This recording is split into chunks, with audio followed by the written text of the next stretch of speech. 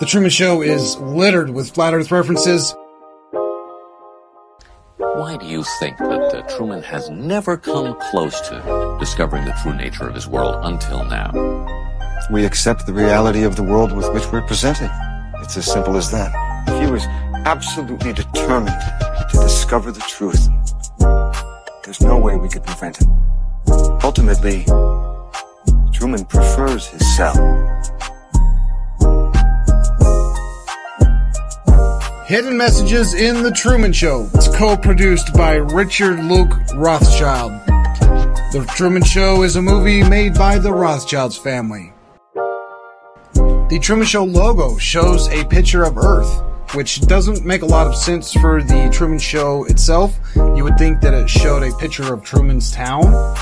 But the funny thing is, the dome that Truman lives in over there in Hollywood actually pans out and turns into Earth.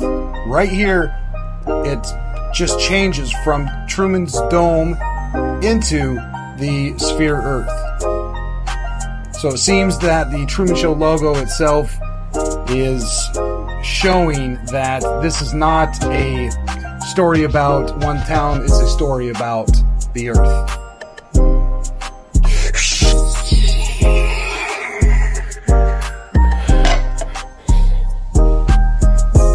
Personally, I think the unconquered South face is the only one worth scaling. It's a 20,000-foot sheer wall of ice, but that's never stopped me before. The stars are fake or artificial, and there's actually a rip in the dome.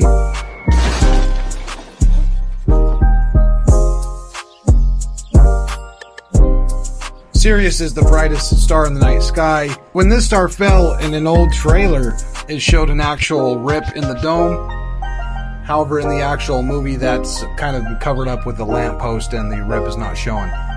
About halfway through the movie, it shows the dome-style Earth. The guy picks up a pepperoni pizza slice and the newspaper says classified. Now, typically it would say classifieds.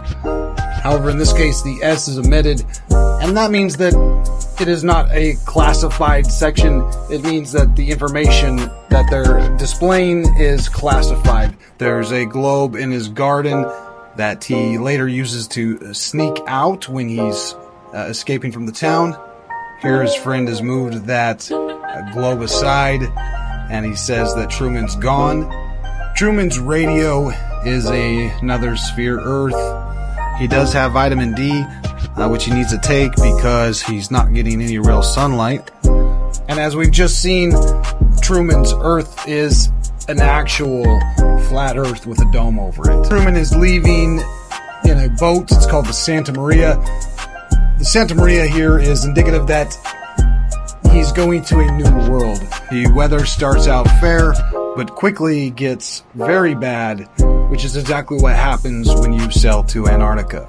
They call it the Roaring 40s, the Furious 50s, and the Shrieking or Screaming 60s. And once you get down to 70 degrees south, things start not so windy anymore. But the 40s, the 50s, and the 60s are what's depicted here, and Truman's going through them. There's one more very quick hint that he is heading to Antarctica, where we can see that the compass is spinning. This is something that happens when you go close to the South Pole. Your compass will just spin. So, in addition to the bad weather, the compass spinning, once Truman finally escapes the storm, he runs smack into an ice wall.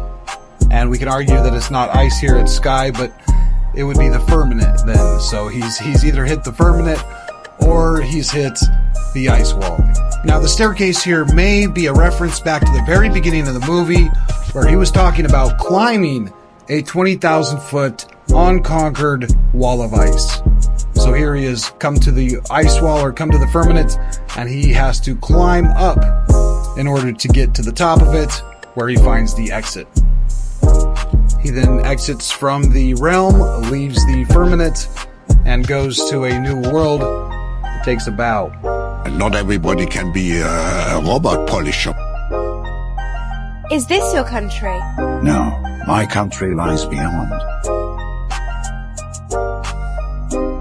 But you should know that if you continue, there is no return.